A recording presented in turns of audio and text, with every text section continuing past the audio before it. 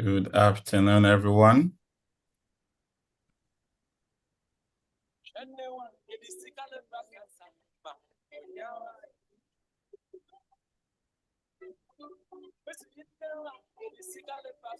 Is my audio coming through for you? See my screen? Anyone? Yes, can hear you and see your screen. Okay. Thank you, everyone.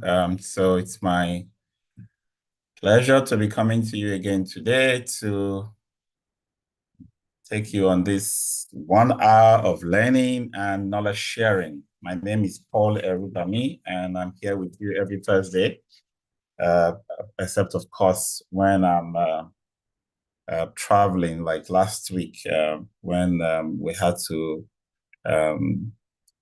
yield this spot to another erudite teacher from the Max-Migold team to take you on the topic. Today's topic is really close to my heart, tapping into facility management job opportunities. And I hope we do have people who, are making moves about their career here. We get into the FM career most of the time by some kind of opportunity that brings us in here. Some people get stuck, not sure of how to advance their careers. Many are stuck in their disciplines and struggle to find their way into a profitable profession. They hear about facility management, they don't know what opportunities are there, and don't take the effort or make the moves to get on board. So I'm going to address all of that in today's session. You're going to come up here with a clear idea of what your career should be, what your focus and drive for the opportunity that you hear about, somewhat like an action plan. You'll be able to put that together for your professional development after this session. So first, let me just remind everyone, inform you that the 22nd batch of the FM Mastercraft Diploma actually started, a few days ago. We've had 2 Saturday sessions, heading towards the third one this weekend. The program is open for admission till the end of the month. So by the end of this month, we would close admissions on this last class of the year. So if you still sit on the fence, considering whether to do it or not to do it, I'll encourage you that you have just a few days left to join this class. Good thing is that we have all our classes saved. We have a learning management system that is fully equipped, and all the courses are loaded, including all the videos or recordings from every class that we hold, so you don't miss anything even if you join now. Okay. This week has been an exciting week for us. We'll be in Abuja on the AFMPN conference, which was a very successful location. We'll be sharing some links, on our social media platform, on our WhatsApp group and Telegram group, for you to engage with the various speakers and topics, content shared during the conference, so you can learn from there. Okay, so that being said, I'll go straight into today's topic, tapping into facility management job opportunities. Okay, tapping into facility management job opportunities. We want you to understand the current job landscape of job opportunities in the FM management industry or space, identify key roles, responsibilities, and required skills in the FM industry, learn how to build a strong career profile through certifications, networking, and experience, develop effective job search and interview strategies, gain insights into long-term career growth and advancement in facility management. Yeah, so we're going to go through the same topic that aligns with our objectives. So FM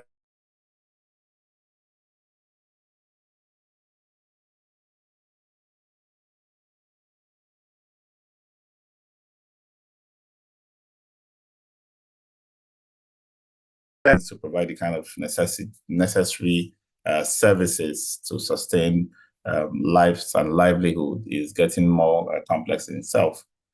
The FM is the one who manages all of that infrastructure and buildings and needs to ensure functionality, safety, and sustainability of the built environment.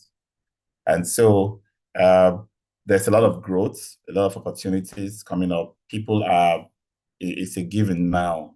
People are building and looking for facility managers to manage it. So there's going to be a lot of growth in this area. And technology is, getting into more and more being used in the construction and delivery process. And if they are delivered right with these new technologies for increased operational efficiency, then professionals who are also qualified will be sought out to manage them.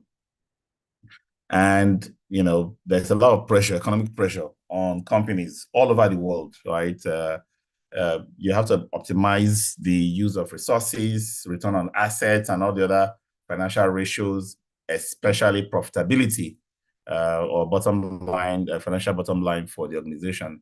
And so you must have an efficient use of resources that leads to lower costs of running the organization. And as such, competent facility managers are in high demand. So it's obvious. There's really no gainsaying the fact that facility management will never lead anyone wrong. It's always lead you to the top because the need is rising.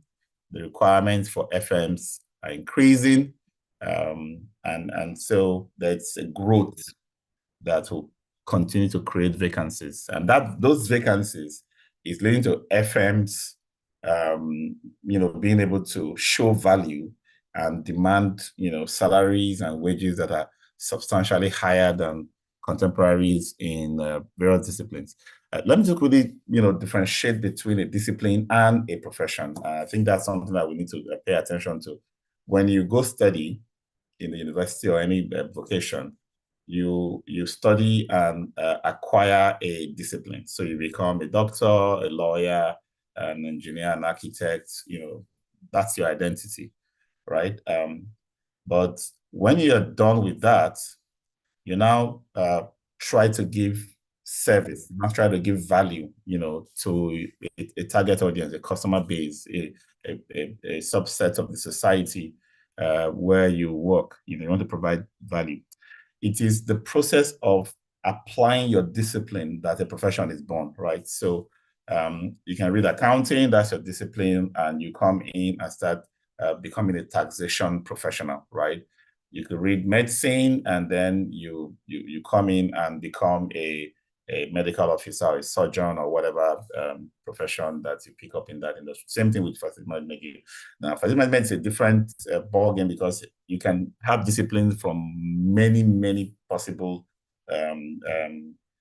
options. People from accounting, architecture, engineering, survey, geography, biology, chemistry, mathematics, statistics, management, public admin. You can come from any background with regards to your discipline, and then you come into facility management as a profession. You want to use some of that, knowledge and skill you've acquired from the discipline to provide solutions for the built environment for people to be able to use their facility. And so that's a distinction that you must make. So don't keep, hanging on to, this is what I read, this is what I read. No, start asking yourself, what profession do you want to go into? What profession? What are you going to do with what you read? Okay. Right. So if I bring that in and tell you facility management is a profession that uses multiple disciplines, it can come from all kinds of disciplines. It gives you an idea of how many people have the opportunity to come in and the opportunities that are available for everyone. Now, let me put that opportunity in a little bit of a scale. In Nigeria, We are building new estates, new high-rise towers, new industries, basically constructing at a very rapid state, right? And then the rate of growth of people who are coming out qualified to manage them is not matching up because we don't have a first degree, national diploma, or anything at the university or polytechnic level that prepares you for that entry-level job in facility management. So people just basically just can't get in there, use their church mind to do some things and make sure things are running in the facilities they manage. But if you come and take the facility management mastercraft diploma, 3 months intensive work, 6 months of project work, a lot of opportunities for practical outings and engagements in internship and other projects you'll be executing. You'll see that you've armed yourself with what you require to face the profession as a professional who knows what he's doing. And because of the demand, every building requires a facility manager, and the supply being low, you will definitely find this a profitable job market. The FM job market is experiencing significant growth due to increasing demands for efficient building management and sustainability practices. Emerging trends such as smart building technologies, sustainability initiatives, and energy management are creating a new set of opportunities in the industry. There is also a rising need for professionals who are skilled in areas like data analytics, automation, and IoT to manage modern facilities. I'll be talking about some of these roles that you should be targeting because sometimes you may just think, I want to be a facility manager. I want to be going around the site and doing inspections and noting what needs to be done and getting it fixed. But you will see a whole lot of opportunities, right? So career opportunities in FM span a variety of roles, including the facility manager, traditional facility manager, sustainability coordinators, energy managers, and operations directors. We'll talk about them as we go on. And then to become any of this, you need to, build yourself, so certifications and specialized training in FM are the way to go. They help you stand out in the competitive job market because, of course, nobody's just going to beg you and give you a position because there's scarcity of your type. You have to build yourself and be good. So let's talk about some of the roles, right? Facility manager oversees the overall management of buildings and facilities, ensuring smooth operations, safety, and maintenance, right? As a facility manager, you could be given the large office complex to manage, coordinate maintenance and security and cleaning for any kind of facility, hospital, aviation, like airports, factories, markets, retail malls, just name it. And what we have done is package a comprehensive training program that can prepare you to become a facility manager. If you've taken the FM diploma and you're thinking of going to take the master's in facility management from a university like UNILAG or ABU or Nsukka, yes, please go add that to your value. And then, but more importantly, start working towards certifications like the FMP, Facility Management Professional, SFP, Sustainability Facility Professional, CFM, Certified Facility Manager, and the Pro FM, right? The energy manager, okay, so let's go according to the order. You have a maintenance supervisor.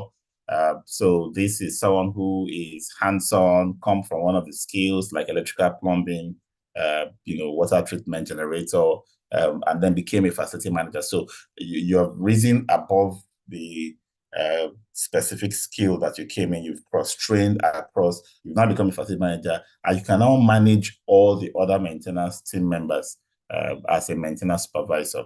There's also the operations manager who ensures the efficiency of facility operations, managing resources, budgets, and service delivery. The operations manager is it's higher to some extent. So if you become a facility manager, sometimes you can go from there to become a property manager and then to an operations manager, because that's is how you grow to become a member of the C-suite, somebody who is part of core management. And then you could also have specializations like sustainability coordinator, who focuses on implementing energy-saving initiatives, waste reduction, and sustainable practices within the facility. A lot of organizations, very multinational organizations, are looking for people in this particular area because they have credits, they have credibility, they have to build with their brand if they have these sustainability initiatives in place. But also they also save costs in the long run. So it's a win-win for organizations that have a sustainability coordinator. And then you have the energy manager who monitors and optimizes energy consumption, aiming to reduce costs and improve sustainability. We no longer have energy manager in the old uh, way where you go read all the meters, you put the starting reading and the end reading, you do a deduction and say this how many kilowatt hours that's been consumed, and then do all those billing and stuff. No, energy manager now sets up automations. There are simple technology that can be used to track energy consumption across the various levels of circuit. So you have the main incoming, for example, there's a circuit that brings power in. You can meter that. You have the panels with the various, major breakers, and then you have the in-house distribution boards that receive from those panels and then breaks them down into circuits within the buildings. We can meter at multiple levels, 4 or 5 levels within a facility, and use that to track what exactly is consuming energy. So someone who is able to handle this as a job is a specialized position in facility management that you can drive for. So let's take the energy manager and sustainability manager, for example. How can you take on this kind of roles, right? So consider becoming a certified energy manager. There are a series of certifications in energy management that you can get involved in. You can also look at smart building systems, and with a bid to becoming an auditor in smart buildings like IFC Edge. You could also consider the lead AP. Auditor. So if you search out for some of these resources online, enroll for them, follow their processes. Even you have the Schneider University. It's a free electrical engineering university online, right? You probably just pay a small amount to take an exam to earn the certificate. But in terms of the content to study, Schneider Electric University is very broad-based. And then they have series of courses in energy management that I normally will recommend for anyone who wants to become competent in energy management. A few more roles I would like to talk about. I've talked about property manager, of course. Asset management, property management go together. And then you have the health and safety officer. So many people have always thought about health and safety as how do I put it? It's more like, the way I normally explain to you project management, health and safety, they are skills you can apply in the built environment, and they can also be applied in other domains, right? So facility managers who specialize and become experts, health and safety professionals, will have the advantage over someone who did not have the facilities domain professional background or expertise and goes into health and safety, because I understand building systems, I understand risk related to maintenance activities, I understand hazards related to people engagement with the physical facility. So if I become a facility manager with health and safety knowledge and qualification, I'm going to definitely have an edge. So consider ISPON, the Institute of Safety Professionals of Nigeria. There's a set of training to take you through and certify you as a health and safety officer. And then also consider international bodies like the International Organization of Safety and Health, IOSH, or the NIBOSH, which is a UK organization that provides certificates and also a diploma for health and safety. Think about security manager. Security manager is an FM role. Go from being a professional facility manager to become a security manager, and you have the full breadth of understanding of how the physical environment interacts with each other, so you can be best at security. And if you're already a security manager, come and add facility management to it. That adds another layer to your qualification. You can also become an asset manager, tracking and managing fiscal assets to maximize their value and lifespan for the organization that you work for. So this is also another role that FMs can strive for. You can become a space planner. Space planners optimize the use of spaces within buildings to improve efficiency and productivity. So, to be able to design layouts, to be able to put lay furniture in spaces, optimize the use of spaces, you need to have skills in Autodesk tools like Revit, BIM 360, AutoCAD, Fusion 360, and so on. You can take some of these courses online for free, but you may have to pay a little fee to acquire certification in them because, of course, at this point, you're building yourself to become a specialist. How would I say specialist? It's more like becoming a master of one aspect so that you can target certain jobs in certain organizations that are big enough to require such services beyond the normal just facility manager's role. You can target them. So security, health and safety, space planner, asset management. And then there's also the building automation specialist, because this is becoming, a thing now, right? So people build smart buildings, have all those automations, Internet of Things, sensors installed everywhere. And, if you have everybody ignorant about how to run them and how to use them, how to troubleshoot them and fix them, can become a problem. So if a facility manager can become a building automation specialist. And then you have the environmental services manager who oversees environmental health and safety programs within the facility. So things like hazardous waste disposal, things like fumigation, control of cross contamination and fumigants getting into the wrong places or contacts with people. Somebody has to mind that. So we can stretch the health and safety officer role to now include environmental services, right? So you can focus on pest control, waste, and cleaning.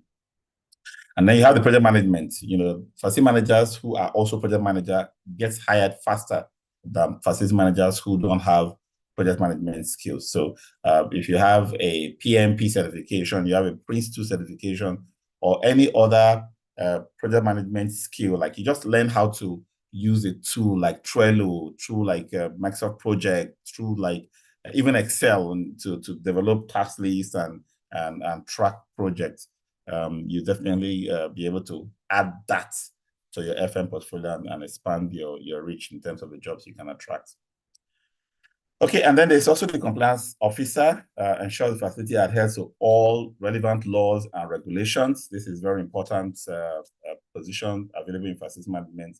So being able to conduct, audits, it's possible to go around, say, oh, we've looked everywhere, everything looks okay, but if you are a compliance officer, you'll be able to develop audit programs, be able to generate checklists that speak to certain things, raise questions that will help you see things that you ordinarily won't have seen. So that's, and then for all the documentation that you have in your facility, you should be able to have, some kind of overview of what documents should be on ground, if they are not on ground, why, and how can we go get them,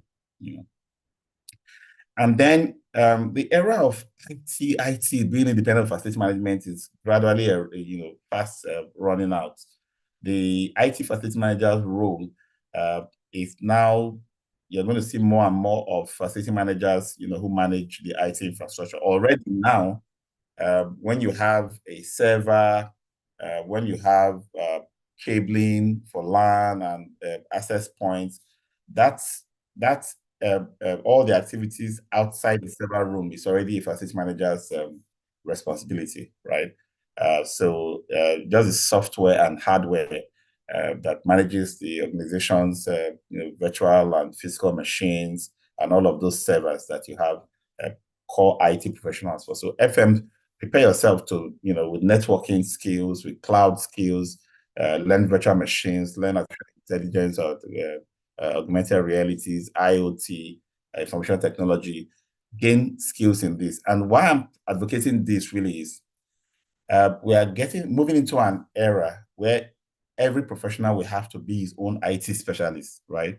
So that era of, oh, my computer is not working, I need somebody to come and troubleshoot it for me, or somebody to come and reformat it, somebody to come and install the software for me, and it's fast going, So if you don't equip yourself with some kind of IT capabilities, you'll be losing out very quickly. And then you have event coordinator, people that plan coordinating events within facilities. This is a job that is also quickly rising very quick. Event centers are everywhere. Hotels require them. People who plan parties and weddings, all of those coordination is a mix of facility management with all the soft services that go with facility management, providing catering, and supplies of different types of things, including drinks and the rest. And then it also includes hospitality, how to put together the right vendors, create the right, visuals, decorations, and it also includes project management, which the skill you need to be able to map out tasks and execute them efficiently. So think about that event coordinator as a role that we can also target. And then grounds maintenance supervisor, grounds maintenance manager. Many people just think that anybody can dig a hole and plant a flower, plant a grass, and then landscaping is done. What goes into designing landscapes, what goes into maintaining landscape is a whole field on its own. There are some facilities that the landscape, the trees, the shrubs, the grass, the flowers, are so costly and expensive that you need people who know what they are doing in that space. And so that's another area facility managers can, dig into and become very good at it. The next one is cleaning. Janitorial services manager who supervises cleaning, janitorial staff to ensure a clean and hygienic environment. Some facility managers just take this area as anybody can clean. So when you say you can clean, I tell you to go and clean, right? No, very wrong. Janitorial services is a specialized area. If you want to be a good janitorial service manager, you have to learn everything from cleaning techniques to training techniques for cleaning staff, chemicals, equipment, safety related to cleaning, and so on and so forth. There's a whole body of knowledge for cleaning that you need to acquire. And there are a few organizations, that you need licenses from. For example, the Environmental Health and Safety, Registration Council of Nigeria, ECON. You can join CPAN, the Cleaning Fumigation Association. And there are quite a few organizations that when you affiliate with them, you can begin to learn some of the things that will make you a good janitorial service provider. So that when organizations have to employ you and either designate you purely as a janitorial service manager, you have prepared yourself. You can't just say I'm an FM. You need to prepare yourself to be a janitorial service manager for large organizations. Especially some organizations will have problem with cleaning. The vendors are not doing well. The staff they bring in are not doing well, and they're looking for an FM who has that edge, who has that ability to influence and change things around. So showing them that you have gained some qualification, trained in some janitorial service area will help you. So I'm trying to put all of this before you, so that you don't just think that once I've become a facility manager and that's it for my career. No, there's so many areas that can take you to the top. Take transport manager, for example. We have all those logistics services to support facility operations and support the entire organization, coordinating shuttle services, for example. That's an area in facility management that not many people think it's requires training. You need to also be trained in that. And then procurement, being able to source materials, being able to negotiate, being able to write specifications, being able to write proper contracts to bind vendors. That's a big area in facility management, procurement that we have also taken lightly. And finally, final point here for me that I'm sharing with you is training and development. There's an increasing gap of requirements for trade facility managers, right? There's also an increasing gap for trainers in facility management. So you become a facility manager, don't just sit back and say, hey, yeah, I have become a facility manager. I I know what I should know, and I'm doing my job. Being able to train your team in-house, being able to participate in training programs for the associations, being able to participate in training programs for training institutions, being able to start a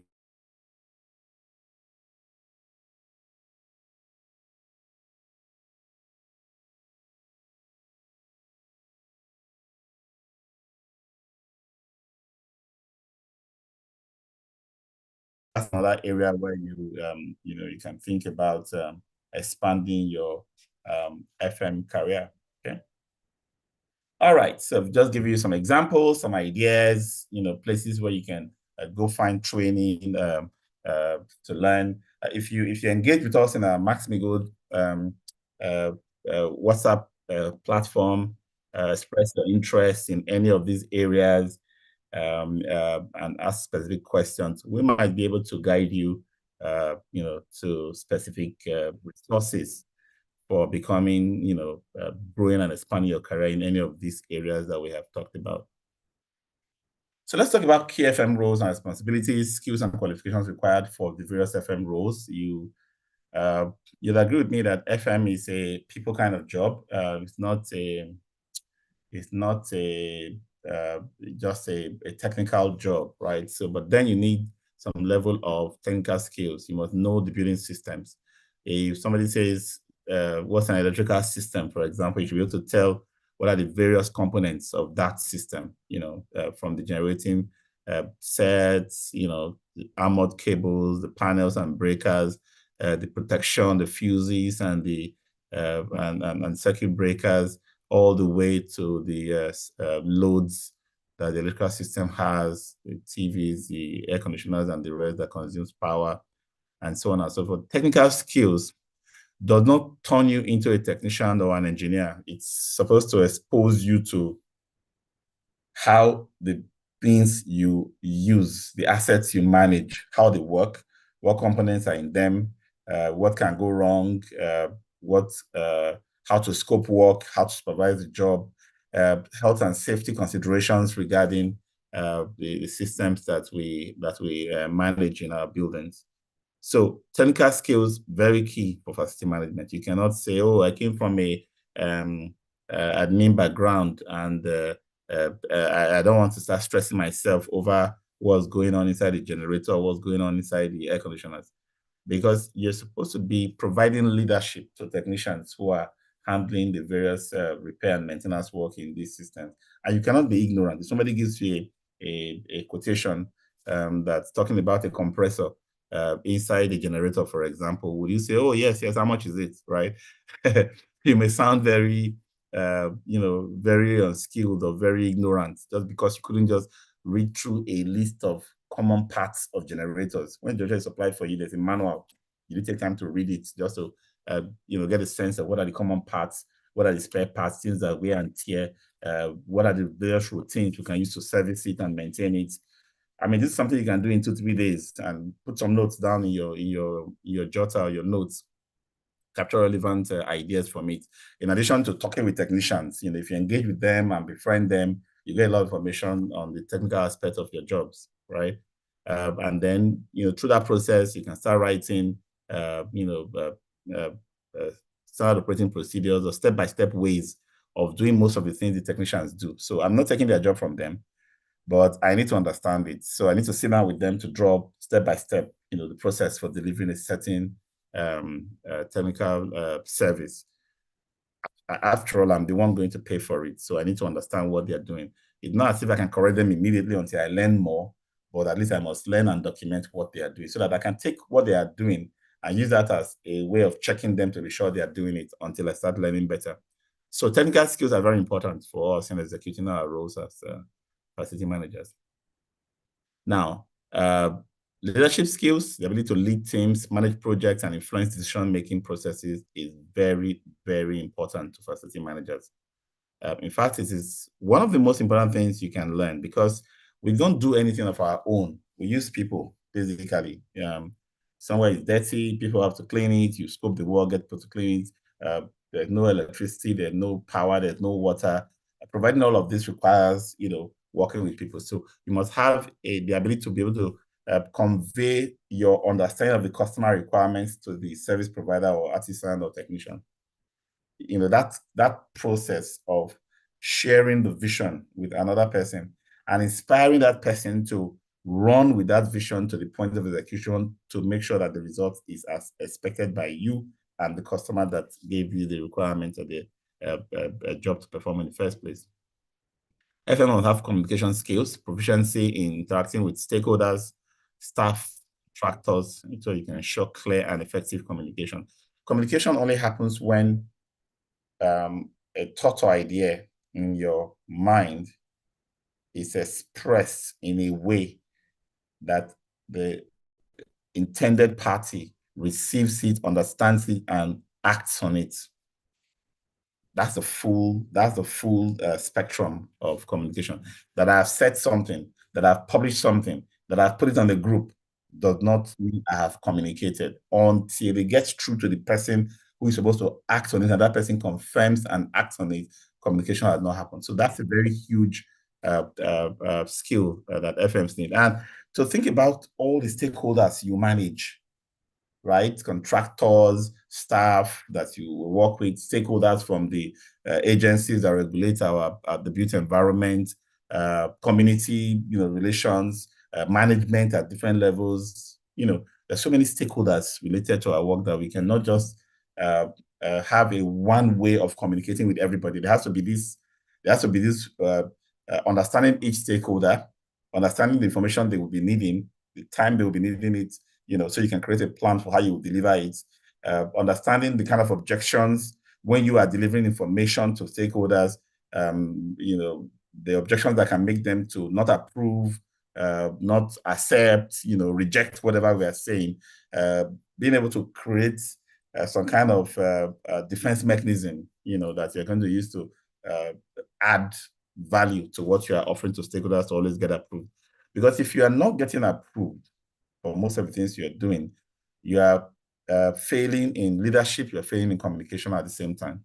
You could be failing in one or the other, but both of them are most likely the case when everything you bring up is not approved. For example, you may be bringing things up without the proper data, proper analysis, proper consideration of options with cost-benefit analysis, and any stakeholder will turn you down.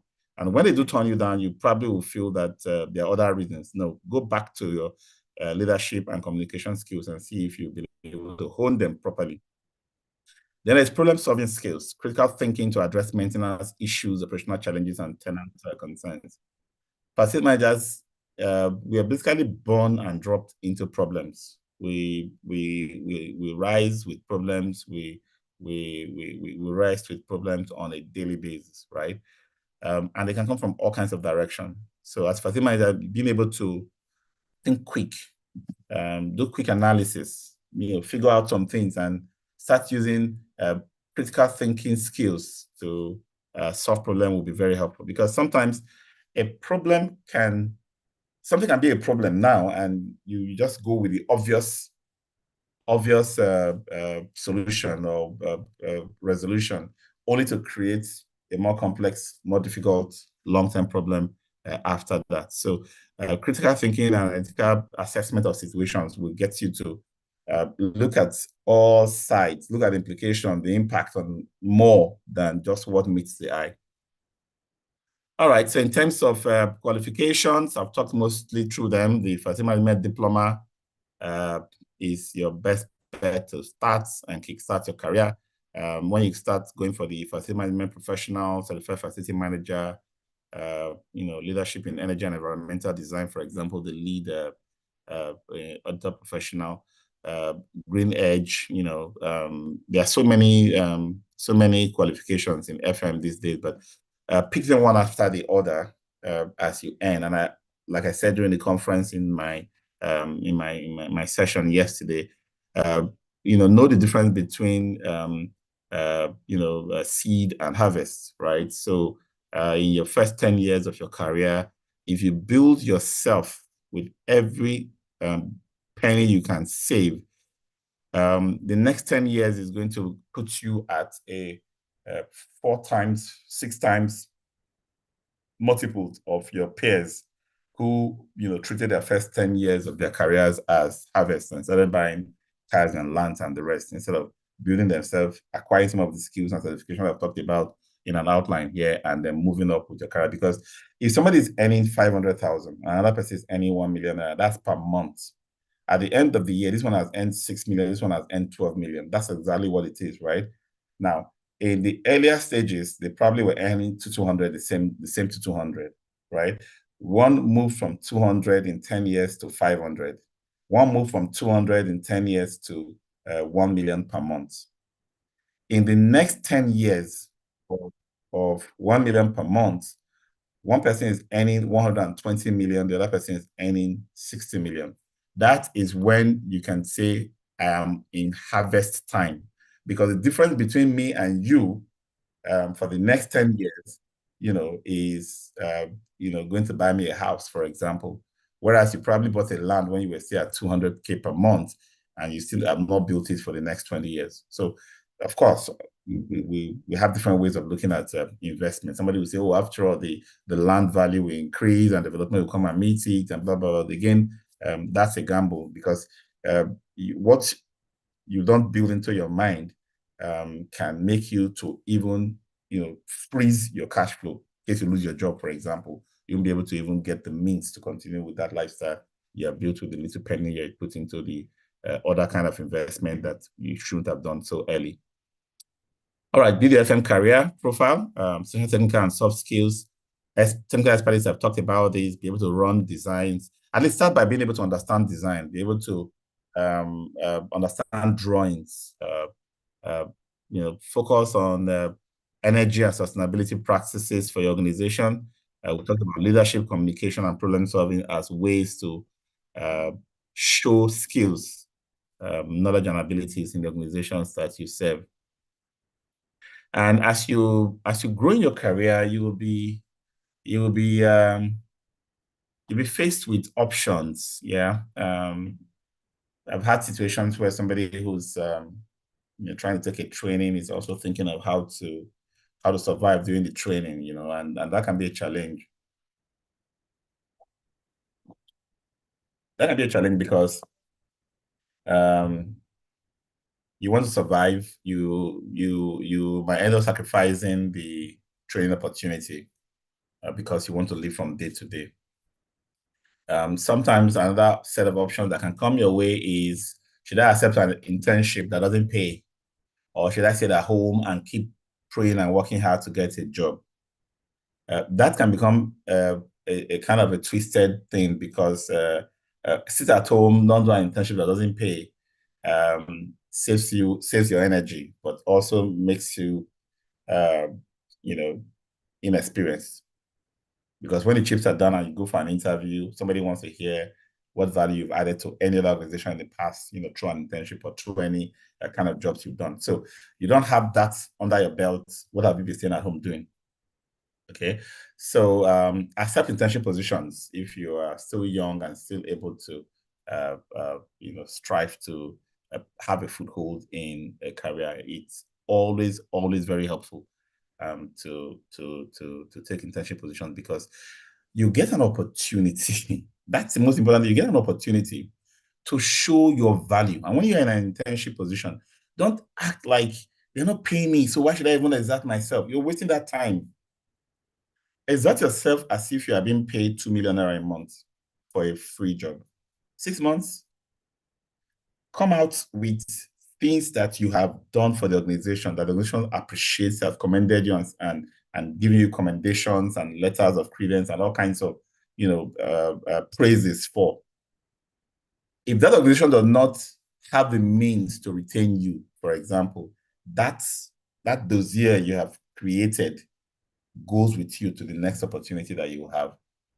So don't waste time thinking, nah, I won't accept something that doesn't pay me something significant, because they want to use me. They want to. I just hear such talk and I laugh, because all my life I've always been, trying to make an impact every opportunity I get. So it doesn't matter the money, but give it your best, and make sure that your best is noticed and on record. update your CV with all of the accomplishments you are making in such positions. Even if you are advanced in age and you can survive on very little, accept it and move on. Because it's when you have done that experience, you can now go and say, I want to charge something really high. We talked about certifications. You also need to acquire relevant certifications, and we have the FM Mastercraft Diploma. We have the FMP, the CFM. At least for these ones, you can come to Max-Migold and we'll put you in the right path to acquiring them.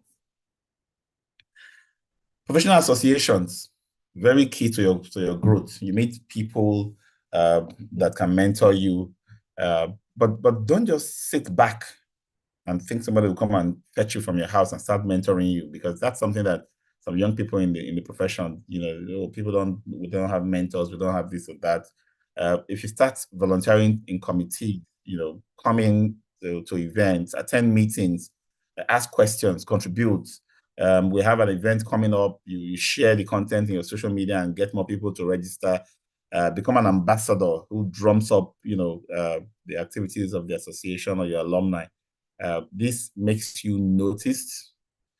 This gives you credibility when your name is mentioned. When you apply for any role, there is a kind of familiarity that helps you to get across the next hurdle. So I've always talked about, being a member of Association of Facility Management Practitioners, AFMP in Nigeria. We are building something really good in Nigeria. So join the AFMPN, go to afmpn.org and just go to individual membership or corporate membership and sign up yourself for your organization.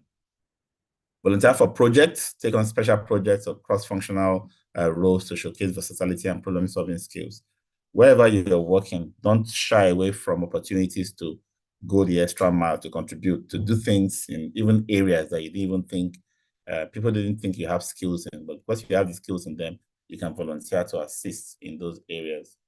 And then, of course, as you're doing all of these things, work on your resume, work on your CV, keep updating it, keep enriching it, okay? Keep enriching it and get better at showcasing yourself. There are ways to package your CVs, from design to the right content, words that you put into it. There'll be another session in the launcher where I'll go deep into packaging yourself for jobs. But in the meantime, you can have all kinds of websites, that you can use to search for jobs. Jobberman and most of the ones here. Almost all social media nowadays have vacancies and opportunities being posted in them. Okay, so as you grow in the career, you've gotten the chance, you're now in an organization, set clear career goals and seek mentorship from senior FM professionals. Regularly assess your skills and pursue opportunities for leadership development, and be proactive in seeking new challenges or projects that expand your expertise and visibility within the organization. Don't say, thank God I have a job now, I'll just do this job and I'll just be here and I will not, look further to anything. No, that's a very wrong approach. It's very defeatist. You basically setting yourself for failure and exits or downsizing or whatever. Anything can lead to you being kicked out and game up, right?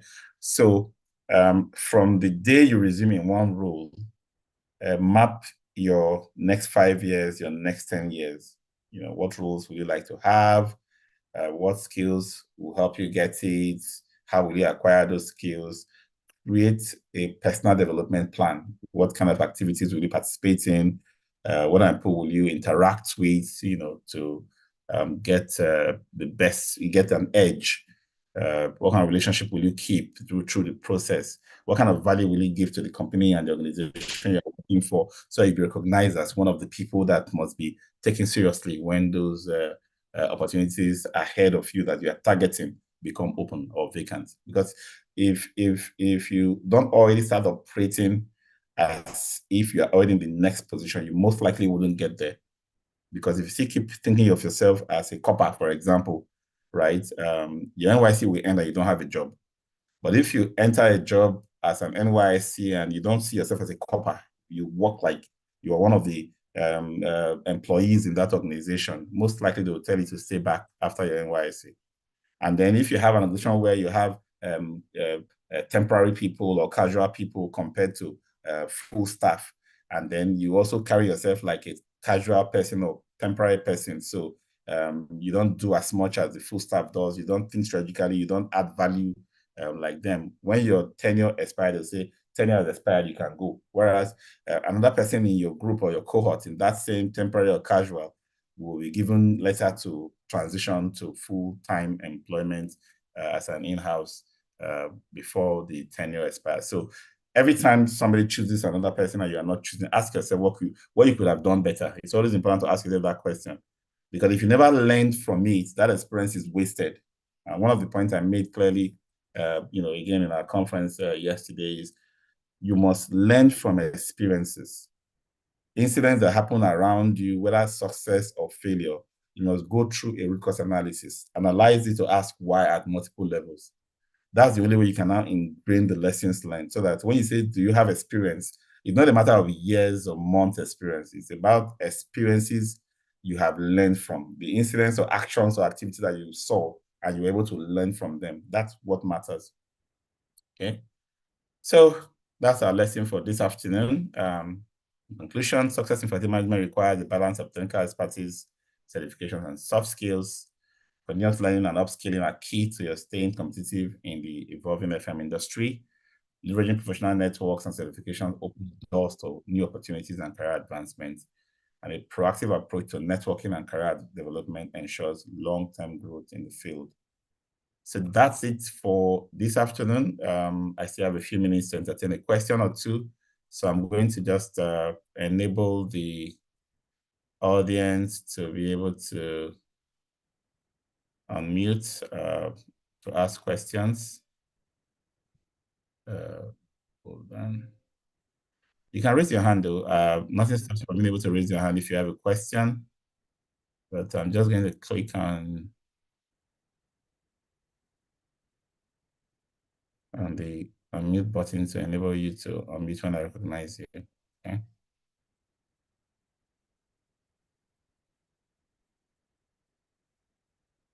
All right. So does anyone have a question here? Comment, contribution? I have just 7 minutes.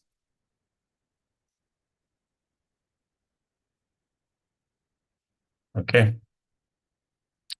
All right. If you are in the FM, if you are watching from YouTube, if you are not in the FM, Max-Migold, the FM training group, the link to join the WhatsApp group is on the chat in this Zoom. I believe we can also place it on the chat in YouTube, Aki and Tim. We also have the link to the promo.facilitymanagementcourses.com, which is the FM diploma, your first level credential for facility management that you should acquire. That FM diploma is patented. You earn a designation called the FMD, FM diploma once you earn it. So sign up and we'll meet in class and we walk you through your career. And that's the beauty of our programs. You don't just come to class, study and go. We continue to consult for you for life, basically. We work with you through your businesses. We work with you through your career. We headhunt you into positions. And we just make sure things work for you on an ongoing basis. On a daily basis, I personally get involved in decisions being made by individuals in the FM industry, and many people have made very fantastic decisions because of this free consultation that, you don't have to pay extra for. All right, so that's it for our session today. I'll still be on the WhatsApp chats, and if any question comes up, I'll answer it from there. Okay, and thank you, everyone. Have a good afternoon. Bye.